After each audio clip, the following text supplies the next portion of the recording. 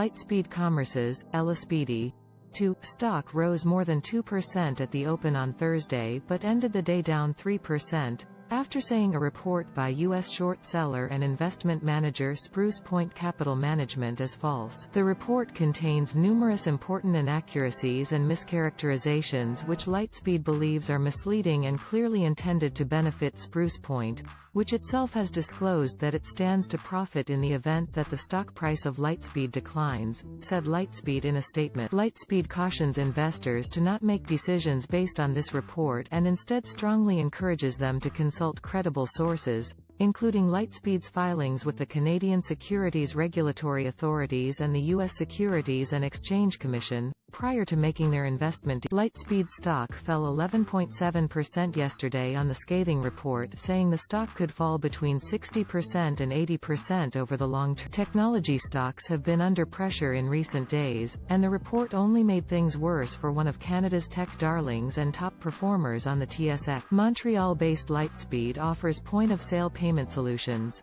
Despite being in business for 16 years, Spruce Point alleges Lightspeed has never been profitable and that Spruce Point has a short. Spruce Point claims Lightspeed isn't transparent about competitive pressures or gives investors too little information to understand organic growth.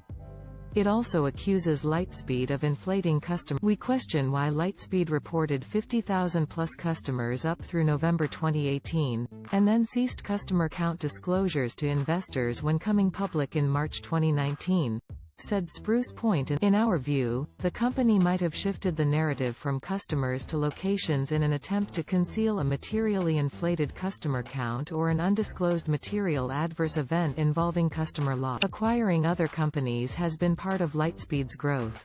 Spruce Point says the acquisition spree has come at a big cost and Lightspeed's revenue reporting doesn't tell they are very good at PR, and saying we're going to acquire this, but I don't know if there will be a breaking point where all these acquisitions are not going to play well together.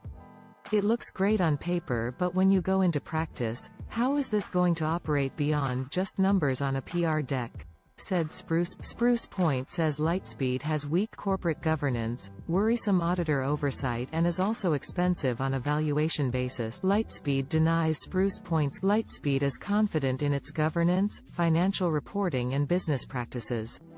Lightspeed has consistently delivered revenue growth since its initial listing on the Toronto Stock Exchange in March 2019.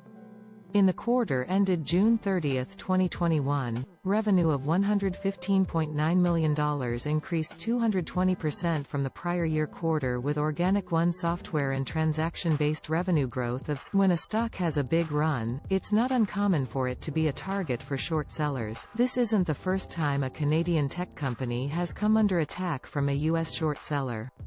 Shopify, Shop, and Constellation Software, CSU, were targeted and went on to be top performers on the TSX after a brief dip. 5i Research holds Lightspeed in its model growth portfolio. For a stock up over 100% in the last 6 months alone and trading at a high valuation, stocks like this can attract some attention from short sellers. 5i Research CEO Ryan Modesto told Yahoo Finance Canada. Different opinions and views are what make a market, but at first glance, we are not sure we see any smoking gun in this report.